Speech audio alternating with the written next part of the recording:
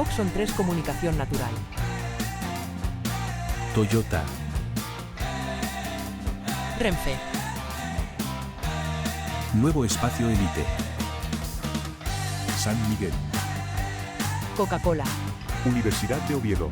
Acción Cultural Española. El Ayuntamiento de Gijón y el Gobierno del Principado de Asturias. Patrocinan la 37ª edición de la Semana Negra.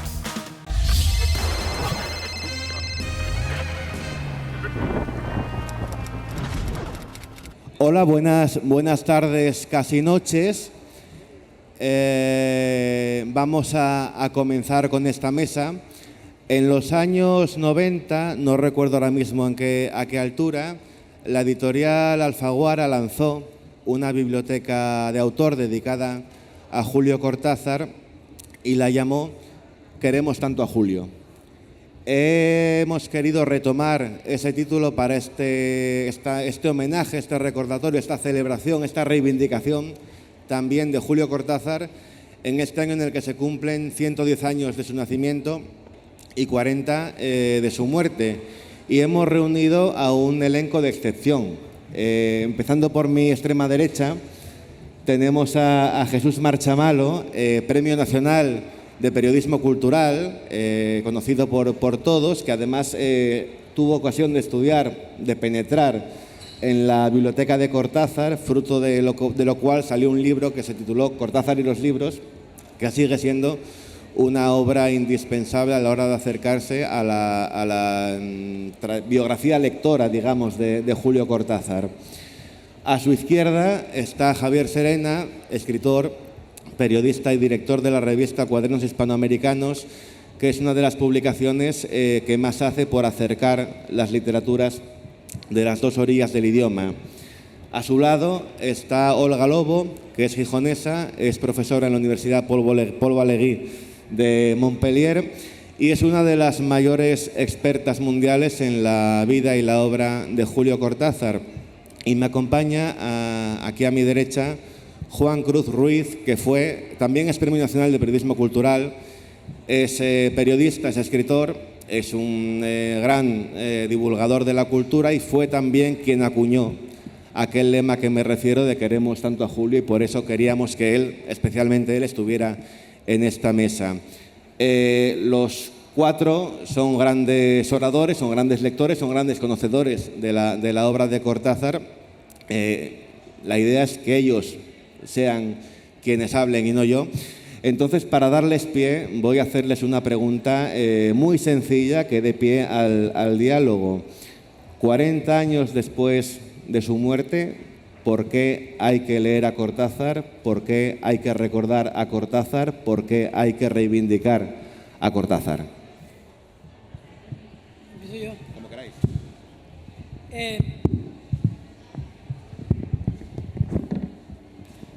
Porque es un escritor inolvidable, porque lo que escribió sigue hoy palpitando, porque lo que dejó no se puede cambiar. En su casa, enfrente de su casa, en Señón, había un cartel. Cuando yo fui a ver esa casa, en el que alguien que vivía allí había escrito: ¿y ahora quién me saca de aquí? Obviamente no lo escribió Cortázar, que había muerto unos años antes. Cuando yo llegué a Alfaguara, en España, había una campaña solapada contra la escritura latinoamericana y esta afectaba a Julio Cortázar, entre otros autores importantes, incluido Jorge Luis Borges.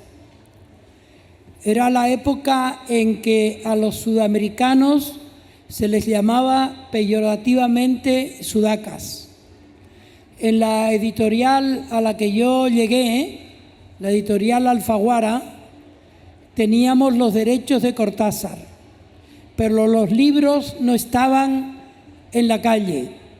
Le pregunté al gerente qué pasaba con los libros de Cortázar y él me dijo que es que a Cortázar había que traducirlo.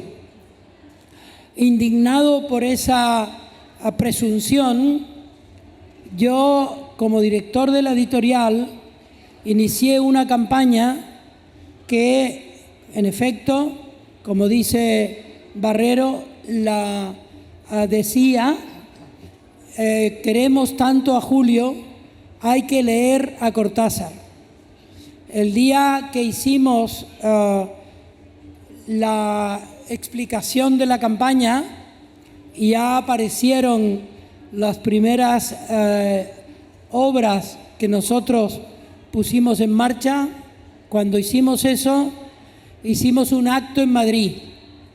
Al acto en Madrid invitamos a Aurora Bernardes, la viuda de Cortázar.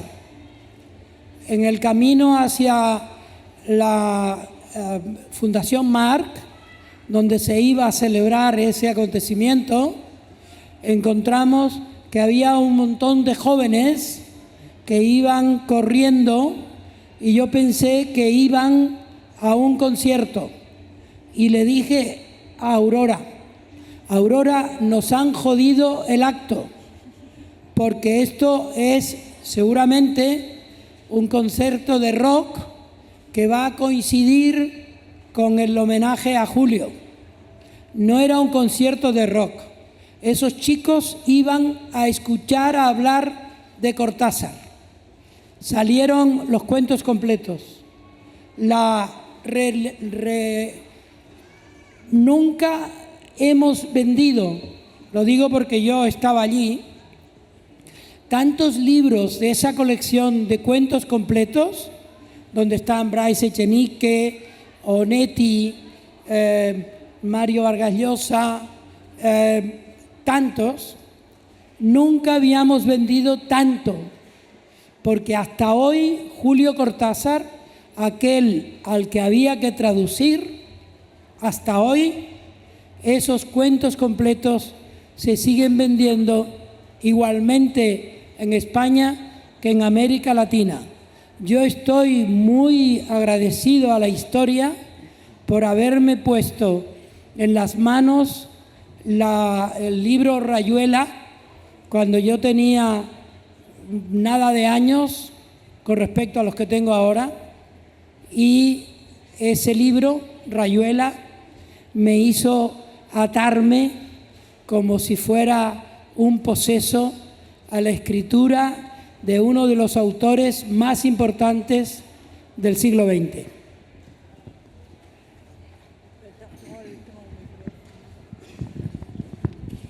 Bueno, ¿por qué hay que leer a Cortázar? Pues habría infinitud de motivos para leer a Cortázar, ¿no?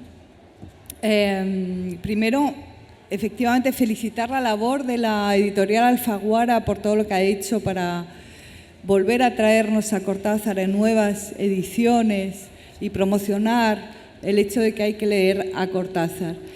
Yo voy a hablar simplemente desde dos puntos de vista. Primero, como profesora en la universidad, lo que me di cuenta es que cuando los chicos, que no son forzosamente grandes lectores, entran en el universo de Cortázar, se les abre un mundo, ¿no?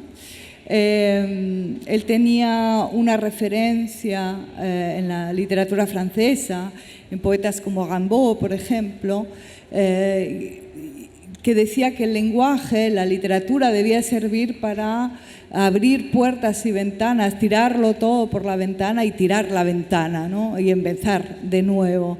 Y un poco Cortázar es eso, ¿no? Es entrar en mundos fascinantes, es ver el mundo de otra manera, ofrecernos la mirada del poeta, el que ve la vida de una manera diferente. Eso por una parte, ¿no? Realmente la fascinación por las palabras, por el lenguaje, por la poesía de lo cotidiano, de la vida. Y luego otro elemento quizás, brevemente, ayer hablé del Cortázar político, porque es lo que estoy estudiando desde hace unos años, y hablaba e insisto en esto, ¿no? En la vigencia del pensamiento de un Cortázar que está pensando un mundo en los años 70 que se está transformando, ¿no? Y hay muchísimos textos de esa época, y yo por eso quiero reivindicar también al Cortázar post-Rayuela, ¿no? El Cortázar de los 70, porque tiene una vigencia absoluta en lo que estamos viviendo hoy, en realidad, ¿no? En el mundo, en las transformaciones actuales también.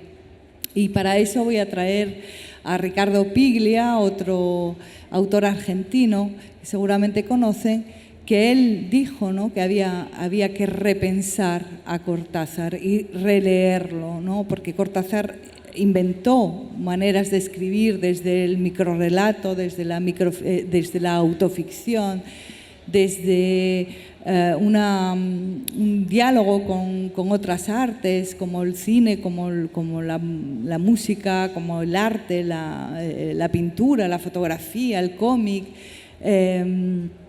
que abre también maneras diferentes de leer y de entrar en el mundo de la palabra, pero a través de entrar en el mundo de la palabra, pues entrar en el mundo real, ¿no? En el mundo cotidiano. O sea que yo creo que esos son los dos aspectos que quería mencionar. Buenas noches y bueno, primero Miguel, muchas gracias por esta invitación y a todos los compañeros por compartir esta mesa. Yo diría que dos razones para leer a Cortázar, para seguir leyéndolo, son bueno, algunas características que igual son propias de la literatura latinoamericana de esa época, y es el carácter lúdico y revolucionario que tenía su escritura, ¿no? Yo creo que en Cortázar está esa continua tendencia hacia el juego y hacia los aspectos como menos solemnes, ¿no? De la literatura, que es algo muy característico de la literatura latinoamericana de esa época, incluso de Borges, a pesar de su aparente seriedad, ¿no? Y creo que eso puede contrastar con lo que se estaba haciendo en España en otra época, ¿no? Como que la literatura era el espacio donde se concretaba la inteligencia y la seriedad, ¿no?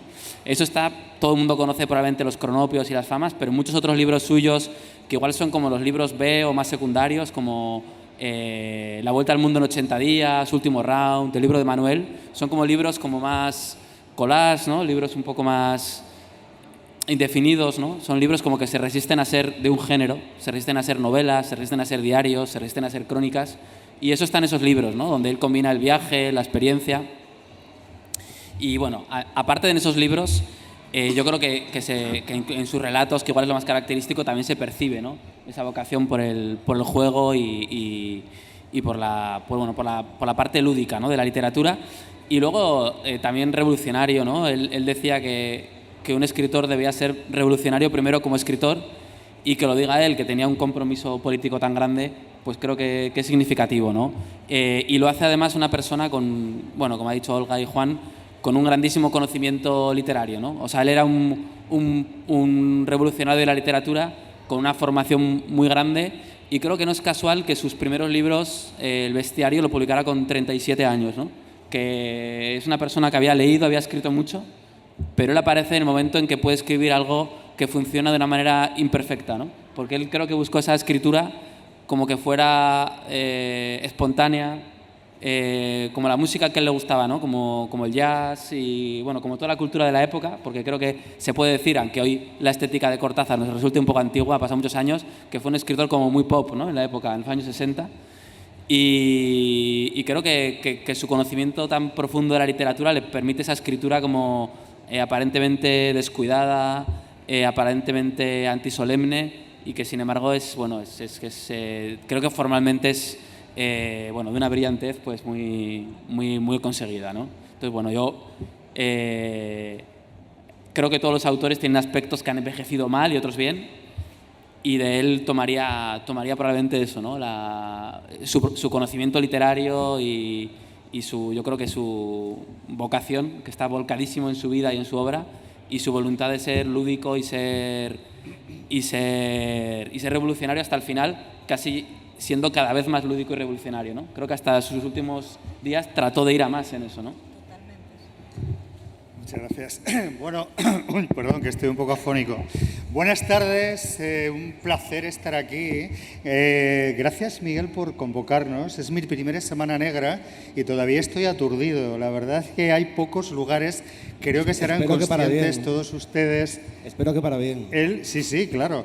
Que digo que creo que serán conscientes todos ustedes de la suerte que tienen teniendo un festival de estas características, ¿no? No es normal ver congregado a este grupo de personas que tienen la generosidad de acompañarnos hablando de Cortázar, hablando de libros.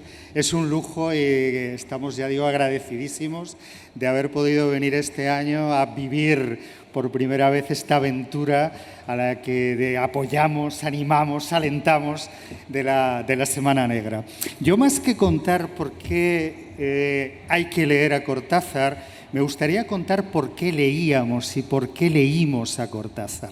Un compañero de un periódico acaba de preguntarme lo que significó, cuéntanos algo de lo que significó Cortázar para ti, para tu literatura, y le contaba, y es verdad, cómo hubo un momento en mi generación en que todos nosotros queríamos ser Cortázar.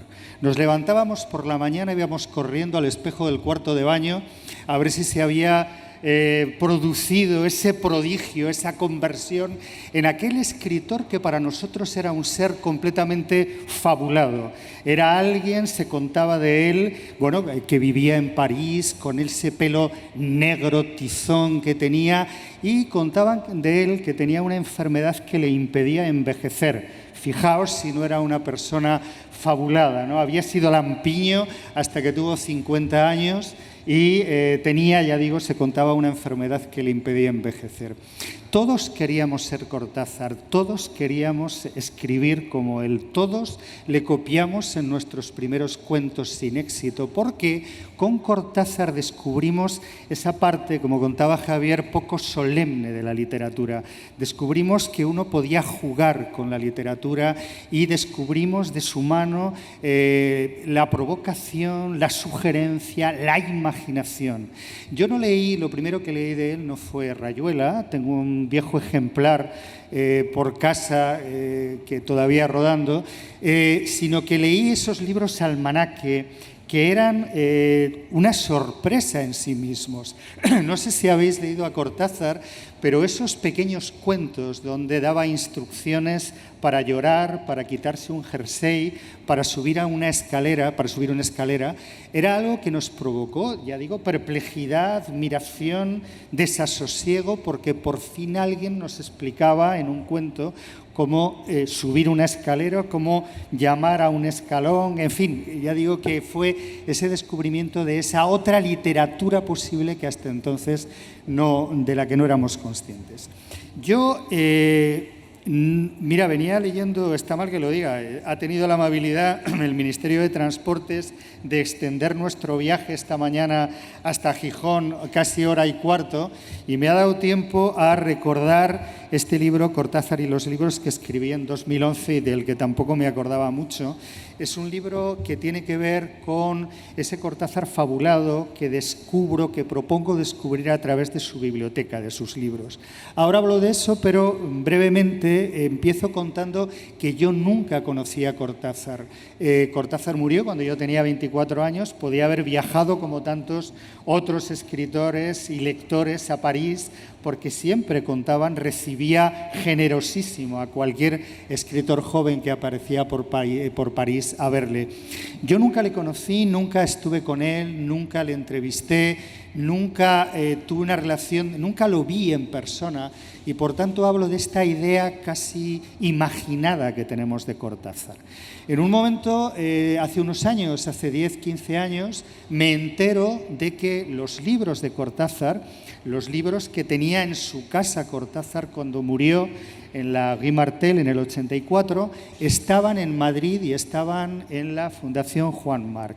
Y para mí aquello fue un descubrimiento como el de Lord Carnarvon y Tutankamón, poder ir a ver los libros de Cortázar, tener en la mano los libros que Cortázar había leído, que Cortázar había anotado, que escritores amigos suyos, Octavio Paz, Lezama, tantos otros le habían dedicado, fue una sensación verdaderamente electrizante. Pasé horas en esa biblioteca intentando hacerme una idea de cómo podía haber sido ese Cortázar lector, ese Cortázar escritor, ese Cortázar, ya digo, al que nunca conocí en persona. Y ayer hablaba Leticia de la biblioteca de Monterroso, ¿no? Y me da la impresión de que uno puede saber muchas cosas, puede imaginar muchas cosas a través de los libros que determinado autor, determinada persona tiene en su biblioteca. Fue, ya digo, una experiencia casi mística, iba a decir, ¿no? Ya digo que tener en la mano esos libros de Cortázar fue una experiencia muy, muy especial. Y había algún momento en el que me sentía extrañamente cerca de aquel escritor al que nunca había podido visitar y al que de alguna manera rendía mi admiración como lector, viendo, hojeando sus libros, viendo las notas que dejaba, las erratas que corregía y las dedicatorias que otros escritores amigos suyos le habían dedicado en sus libros. Sí, en realidad las 4 personas que estáis aquí tenéis distintos grados de conocimiento de Cortázar. Juan lo conoció personalmente, llegaste a entrevistarlo como periodista. Olga y Jesús habéis buceado desde una perspectiva más, digamos, académica o periodística en el caso de Jesús. Y Javier, como lector, ha sido una incursión constante en el mundo de Cortázar a través de lo que dejó escrito. ¿De qué manera o en qué medida o cómo ese conocimiento progresivamente paulatino fue modificando o no vuestra percepción del autor y de su importancia dentro del canon de la literatura en lengua española?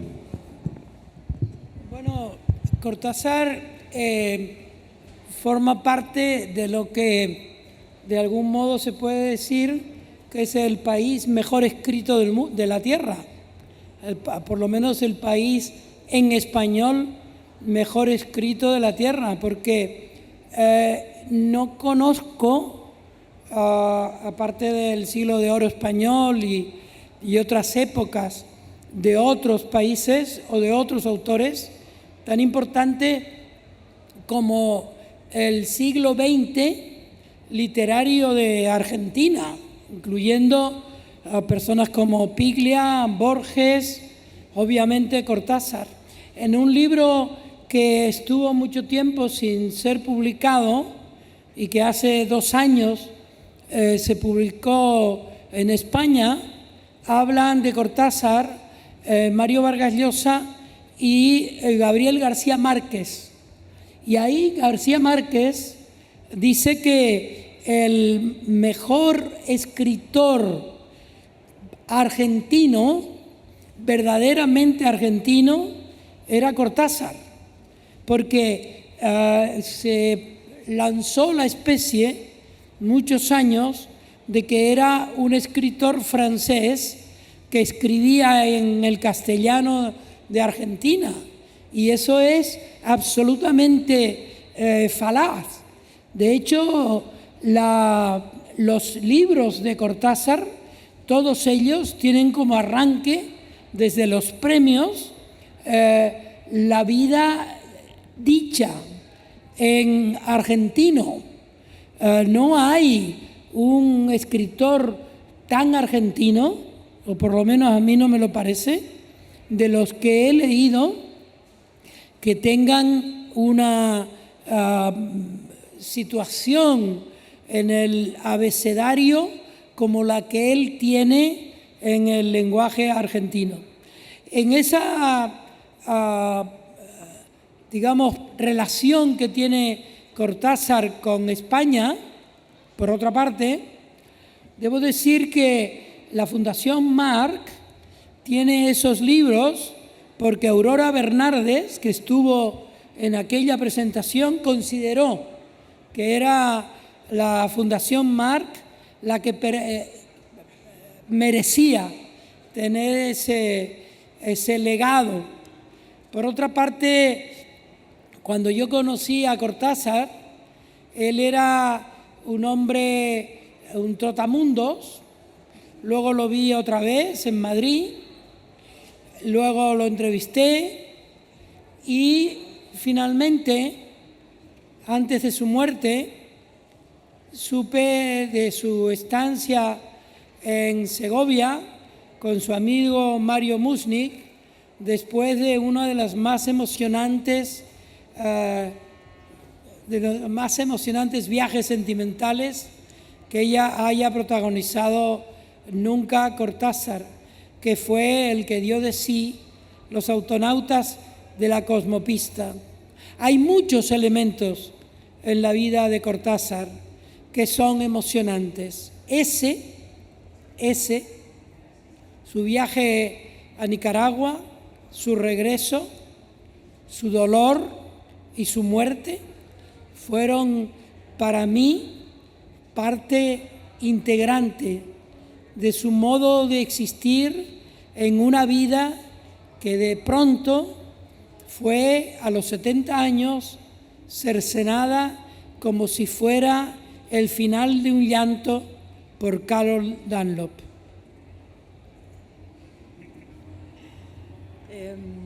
Bueno, a mí me gustaría decir, antes de responder a la pregunta, Miguel,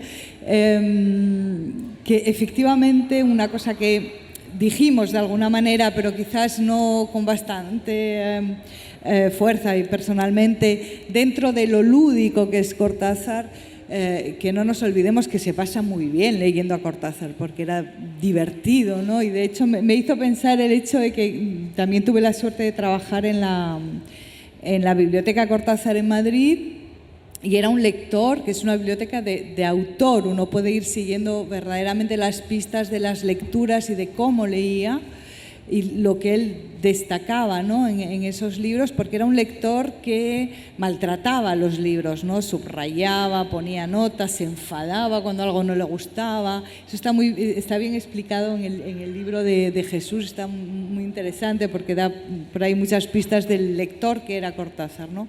Y yo me lo he pasado muy bien leyendo a Cortázar y leyendo las anotaciones que hacen los libros y cómo se enfada a veces, ¿no? Cómo se puede escribir tan mal, no diré de quién lo dice, pero y cosas así, ¿no? Y era una persona, o sea, un escritor divertido.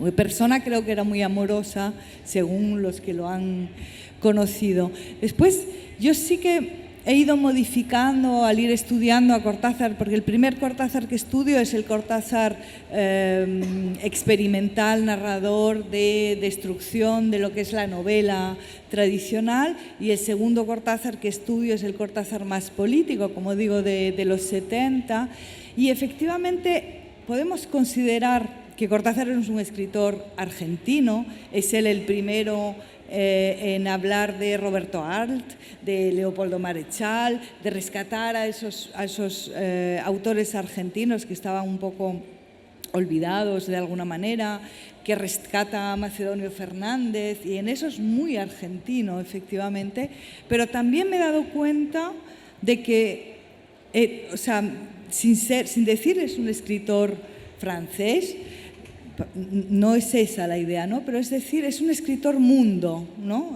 O sea, que forma parte no solo de la literatura argentina, sino de la literatura mundial. Es una voz que fue legitimando, ¿no? A lo largo de su existencia, y que en Francia tuvo mucha importancia, pero no solo. Él viajaba efectivamente muchísimo, todos los congresos que participó en Estados Unidos, en las clases que dio en Berkeley, en Polonia, en Argel, y donde fuera, en Bruselas, también en Roma, donde fuera, siempre era una voz escuchada, querida y admirada, ¿no? Y cuando uno lee su literatura, y la evolución que él tiene es hacia una literatura que busca esa universalización, ¿no? Y ahí yo creo que también podemos hablar de un autor no solo argentino, sino patrimonio mundial, en realidad, de la cultura, ¿no? Bueno, yo comparto también con aquí con Juan, pues la fascinación por la literatura argentina, y verdaderamente es un país donde sale una lista de autores tremendamente buenos, y también, como decía Olga, pues esa impresión de que supera un poco la literatura nacional, ¿no? Cortázar, y eso me parece interesante comentarlo. Bueno, yo como trabajo en la revista Cuadernos Hispanoamericanos, es un tema que tratamos mucho, es el de la literatura desplazada escrita en español, porque creo que es una de las cosas más características de la literatura que se escribe en español, ¿no? Que se escribe muy a menudo fuera del lugar de origen, ¿no? Eso no creo que pase tanto en la literatura francesa o la anglosajona, ¿no? Y de hecho, bueno, el ejemplo clásico del boom, yo creo que prácticamente ningún autor escribe desde su país, ¿no? O sea, las obras están escritas desde otro país y a veces desde un país que no es hispanohablante. Si hoy hacemos un retrato de dónde están los escritores en lengua española, muchos están en Estados Unidos, muchos son mexicanos pero viven en Madrid, o cubanos que viven en México, ¿no? O sea, es una cosa que es singular de la literatura española. Pero es verdad también que eso afectó un poco probablemente a la recepción de Cortázar en Argentina, y yo no sé hasta qué punto esos relatos finales que comentaba Olga, que creo que están reunidos, por ejemplo, en esas antologías que hace Alianza, en los que se titulan Aquí y Ahora, ¿no? Son los Ahí y Ahora, ¿no? Creo que reúne los cuentos más expresamente políticos, ¿verdad? No sé si fue también una manera él de afirmarse como argentino, ¿no? Y de poner esa mirada hacia su país o hacia el continente, como demostrar que no había perdido la atención, ¿no? por su origen. Sí, pero al mismo tiempo, o sea, en realidad esos cuentos pueden leerse desde la dictadura chilena, uruguaya, argentina, pero también pueden leerse como una denuncia, si queremos, oposición a cualquier forma de autoritarismo, de violencia, de fascismo, de formas de fascismo en el mundo, ¿no? Porque él expresamente elimina rasgos que son, por ejemplo, autobiográficos. Yo he trabajado con manuscritos de cuentos que están en ese volumen de Ahí Ahora.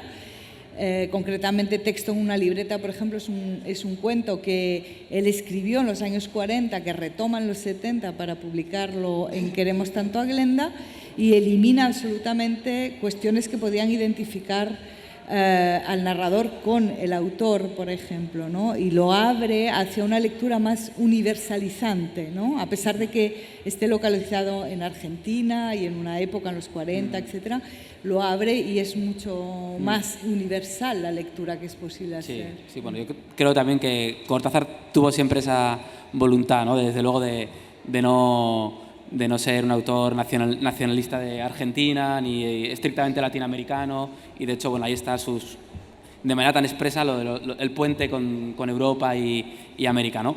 Pero bueno, volviendo a lo que decía Miguel, yo sobre mi evolución como lector sobre Cortázar, yo creo que es un autor de los que cuando lo conoces te apetece quedarte a vivir en sus libros, ¿no? Tiene esos mundos como cerrados, redondos, esas atmósferas como bohemias, que cuando empiezas a leer con 16, 17, 18 años, te apetece quedarte a vivir, ¿no? Y recorrer un poco la geografía de sus libros, ¿no? Yo creo que eso es algo que a todos los que han leído a Cortázar les sucede, ¿no? Esa primera fascinación es impresionante, ¿no? Y después, en lecturas posteriores, desde luego, pues quizá te vayas fijando en otras cosas, en todo lo que comentaba antes, ¿no? De sus elementos más, cómo consigue esa escritura rota, pero al mismo tiempo muy cuidada, ¿no? Es probablemente una cosa que te fijas.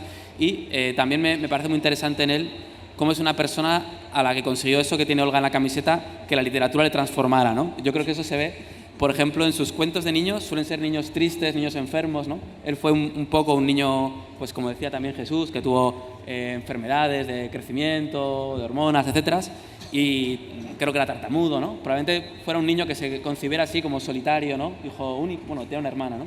Bueno, huérfano, en fin, o con el padre desaparecido, ¿no? En fin, tuvo esa infancia un poco más triste, y se perciben algunos cuentos como Final de juego, La flor amarilla, ¿no? Y luego la literatura la arrastró a esa vida pues mucho más bohemia, en la que yo creo que él como que se iba zambullendo de una manera adictiva, ¿no? Se nota como que la literatura le llevó hacia esa vida que él proponía, ¿no? Y él decía eso de que la función del arte es liberarnos y que el arte es la salvación, porque creo que en él en la literatura fue esa correa que le llevó hacia la vida que quería vivir, ¿no? Yo iba a apuntar, según os escuchaba, cosas sensatísimas y muy, muy interesantes. Yo iba a apuntar, fíjate, que la vida de Cortázar, el personaje de Cortázar, es indisociable también de su obra. Cortázar no solamente escribió todo lo que publicasteis en Alfaguara, cuentos, novelas, sino que además construyó una especie de personaje fascinante. Hablabas antes de las emociones y lo emocionante que es Cortázar, lo subyugante que es su vida en tantos aspectos. No hemos hablado del compromiso político de Cortázar, no hemos hablado del Cortázar profesor de la universidad.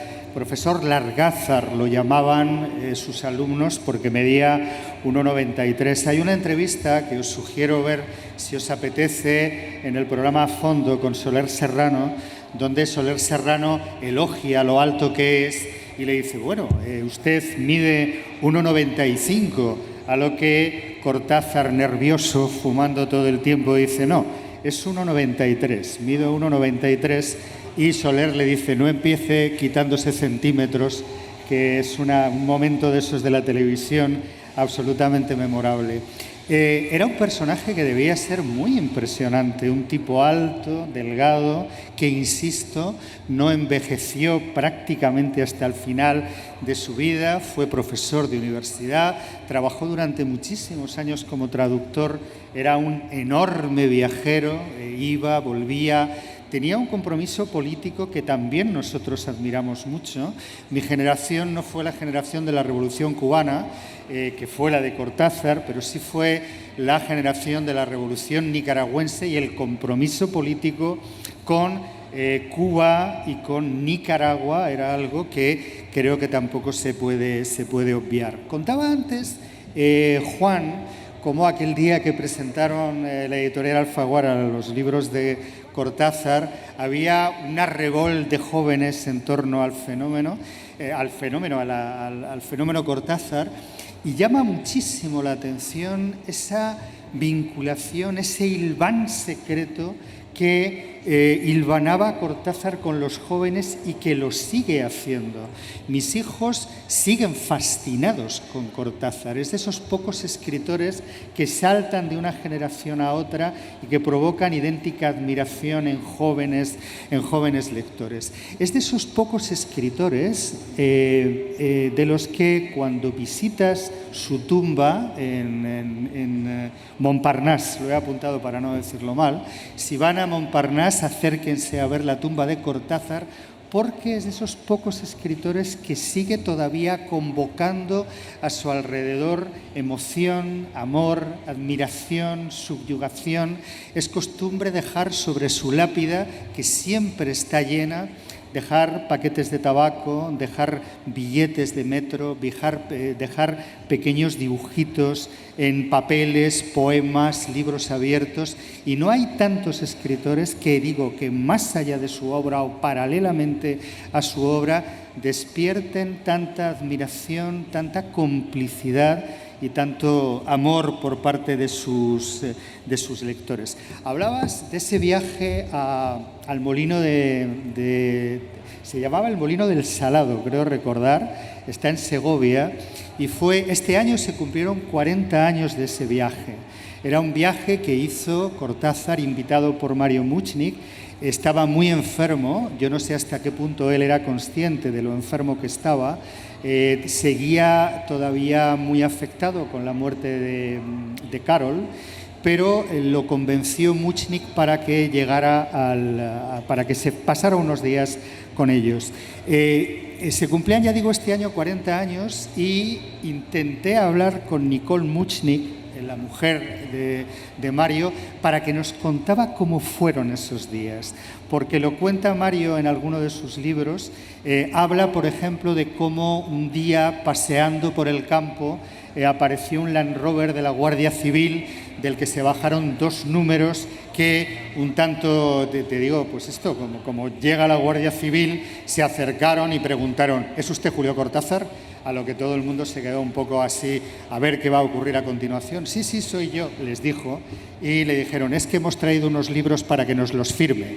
Se hizo una foto con aquellos guardias civiles un poco singulares, y es la foto que durante años presidió el salón de la casa cuartel de la Guardia Civil en Prádanes, en Segovia, y allí seguirá estando, ¿no? Hay cientos de anécdotas de Cortázar, de la manera que tenía de tratar al público, de la manera que tenía de hablar con sus lectores, que ya digo que más allá de su obra provoca admiración. Se me está viniendo a la cabeza la anécdota de ese niño que se acercó a Cortázar para que le firmara un libro en la plaza Mayor de Segovia, y ve Cortázar cómo se acerca un crío y le dice: mire, ¿puede firmarme este libro? Es para mi padre. Para mi padre usted es Dios. Y entonces Cortázar abre el libro desganadamente, coge un bolígrafo y le firma para José tal, con un abrazo enorme de Cortázar, y se lo da y le dice: tomá y decile a papá que Dios no existe. Era ese tipo de personaje que, digo, que más allá de su obra nos sigue absolutamente fascinando con su manera de ser y con su personalidad. Bueno, sí. Yo creo que Cortázar te ponía a escribir y a pensar. Hay en Cortázar una alegría que yo no encontré en muchos de los escritores que he leído, ni latinoamericanos ni españoles. Creo que es el escritor más peripatético de todos los que han sido de su generación. Luego fue muy solidario con los suyos. Fue el que puso en contacto a Luis Ars, el que escribió el libro Los Nuestros, del que parte uno de los libros más importantes de la construcción del boom, Los Nuestros, que también tuve yo la dicha de publicar en Alfaguara. Cortázar le dio las direcciones a Luis Ars de Vargas Llosa, de Carlos Fuentes, de Onetti. Él era en ese momento el boom se estaba haciendo, por así decirlo. El boom no tenía nombre, no tenía ni nombre ni apellidos, porque todos estaban escribiendo sus libros, cada uno en su lado.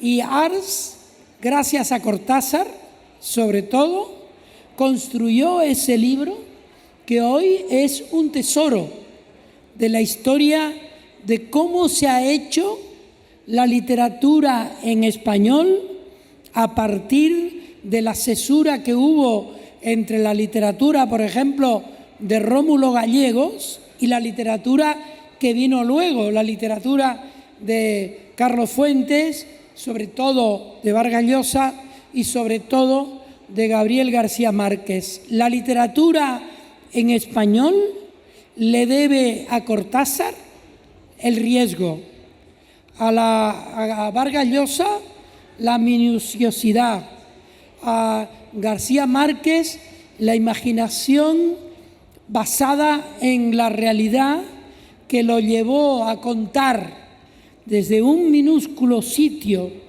en Colombia un universo que ahora es el universo que llamamos América Latina. Dicho América Latina como una parte de la biografía de la literatura que nosotros mismos disfrutamos en España. Nos quedan poco más de 10 minutos, que es muy poco tiempo, entonces quería plantearos una cuestión. Aquí hay un público numeroso, puede que haya personas que no han leído a Cortázar o que no lo conocen en profundidad. ¿Qué itinerario de lectura les recomendaríais para acercarse a Cortázar, para ir indagando, y por qué?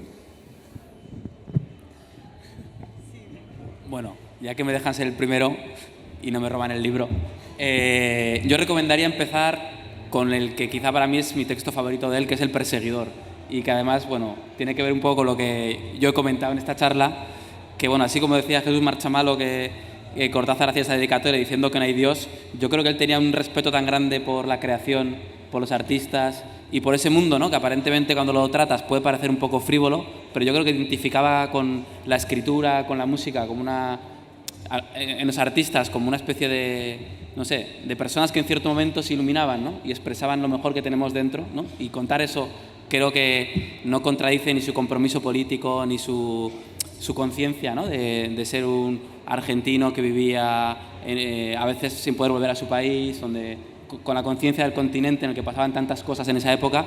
Creo que él tiene un gran respeto a los artistas y lo cuenta muy bien en esa novela breve o relato largo que cuenta, bueno, la historia de un músico que solamente se expresa a través de la música de una manera tan completa que le lleva pues, a un final trágico, ¿no? Y creo que lo retrata perfectamente, ¿no? Como elevándose por encima un poco de todo lo que hay mundano en nuestra vida, que en ese personaje también se da, porque cuando toca la música pues se convierte en otra cosa, ¿no? Yo creo que eso expresa muy bien algo que hay en Cortázar, ¿no? Su pasión por la creación, por la literatura, por la música, por el arte, como algo que nos salva, ¿no? Y lo hace sin la aparente frivolidad, ¿no? Que puede tener una propuesta así.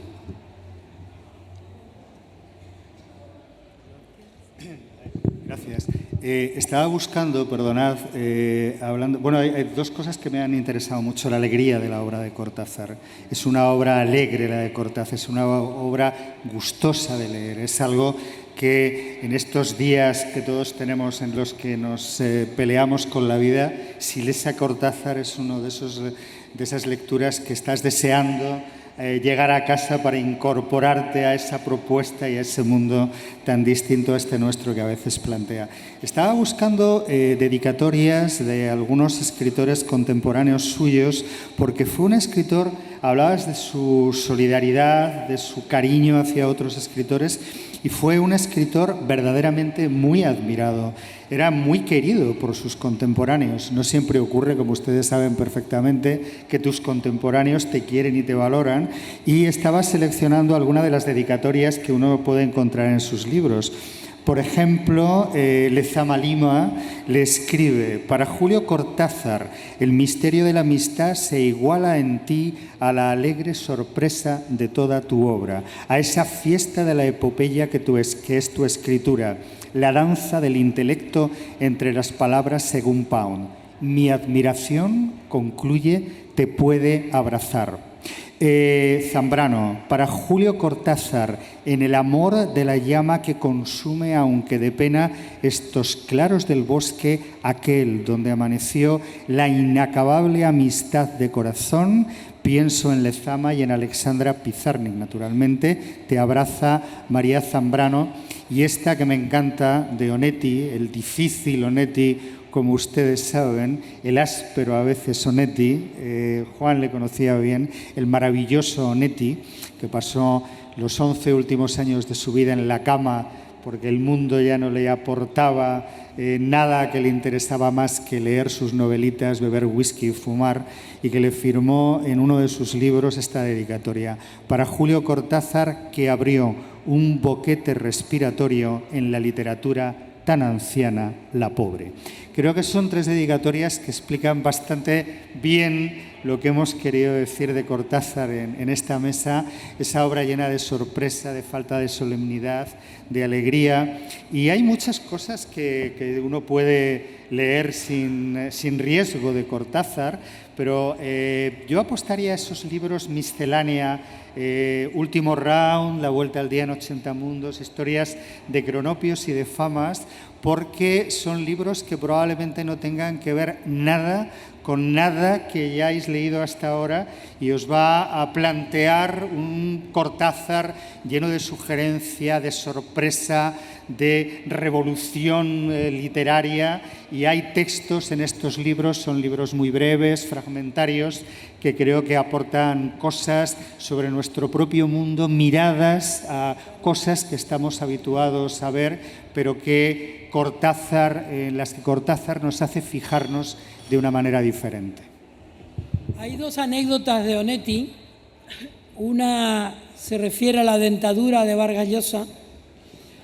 Fue una chica que era de un equipo de la televisión francesa a entrevistarlo con Ramón Chao, un gran periodista y escritor español de la RTF en Francia. Él se dio cuenta de que la chica lo miraba atentamente a Onetti. Y Onetti le dijo: usted me está mirando porque cree que yo tengo mal la dentadura. Le advierto que yo tengo una dentadura perfecta, pero se la he prestado a Mario Vargas Llosa. Pero hay otra anécdota que tiene que ver con Cortázar y que es una anécdota que no deja en buen lugar a su amigo Julio. Julio Cortázar tuvo una polémica con Arguedas, un gran escritor peruano, que en esa polémica recibió la siguiente dedicatoria, por así decirlo, de Cortázar. Decía, porque Arguedas le había reprochado su manera de tratar a los indios peruanos. Y Cortázar le dijo: usted toca una quena en Perú y yo dirijo una orquesta en París. Y eso nunca se lo perdonó Onetti a Julio Cortázar. El último viaje que él hizo a Barcelona, Cortázar recibió un regalo de un muchacho. El muchacho lo invitó en la calle a una torta o a una tarta. Cortázar se tomó la torta y le dijo al chico: muchas gracias por acercarte y convidarme. Y entonces el chico le dijo a Julio Cortázar: te di muy poco comparado con lo que tú me diste a mí. Creo que el gran regalo que le dio a los tiempos Julio Cortázar está en Rayuela. Para mí, Rayuela es la alegría mayor que tuvo la literatura española después o con 100 años de soledad. Bueno, yo pienso que es una pregunta muy difícil, pero él hablaba de su obra como un árbol con muchas ramificaciones. Yo creo que por donde se empiece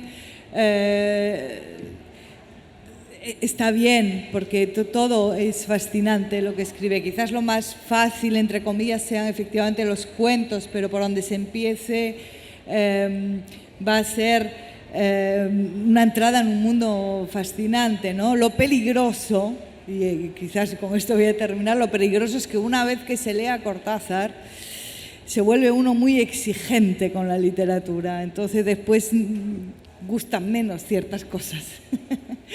O sea, cuidado, es un terreno que tiene doble filo.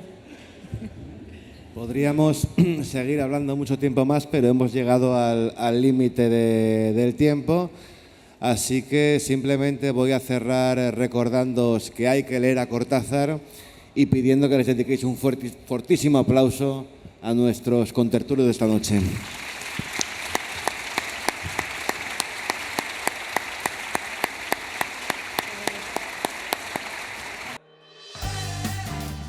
Oxon 3 Comunicación Natural. Toyota. Renfe. Nuevo Espacio Elite. San Miguel. Coca-Cola. Universidad de Oviedo. Acción Cultural Española. El Ayuntamiento de Gijón y el Gobierno del Principado de Asturias. Patrocinan la 37ª edición de la Semana Negra.